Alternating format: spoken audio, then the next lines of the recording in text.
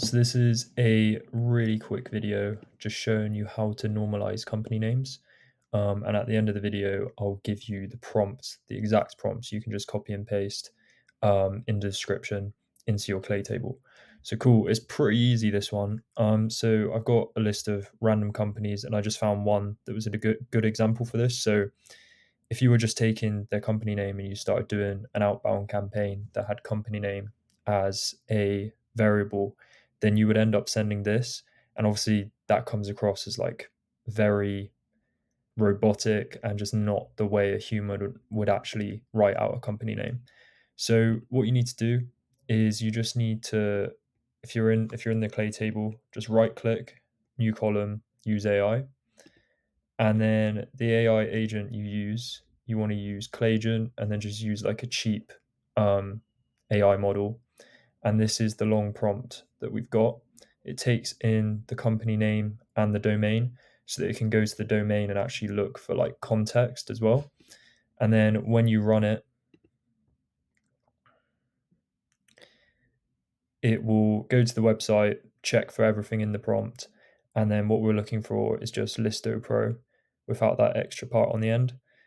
So if there was like LLC on the end or limited or any of this that just makes it sound very robotic, it will remove that, and then you'll get this as the output.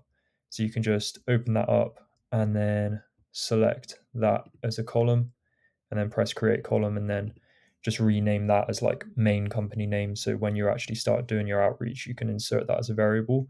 One thing with company names, just like one thing to know is you don't actually necessarily need to use them in your outreach. I mean, because so many people use company name as like a variable, it can sometimes come off as a little bit robotic. In my outreach, I'm usually just going to say, I'm usually going to talk how I talk to like a friend. So I'd say, like, oh, are you guys doing this? Or just very like relaxed and informal. Whereas when you use a company name, it does come across as quite formal. But obviously, in some cases, maybe you do want to be formal. But I think from what we've seen, the best outreach is usually quite informal and how you talk to a friend. So yeah, give that a try. Copy and paste the prompts from the description, and watch the other videos on the channel for any more help with any of your go-to-market needs. If you are a B2B company and you are looking to grow using cold outreach, you can book a call with the link below. We can have like a no obligation chat and see if we'd be a good fit for you. But other than that, thanks for watching the video.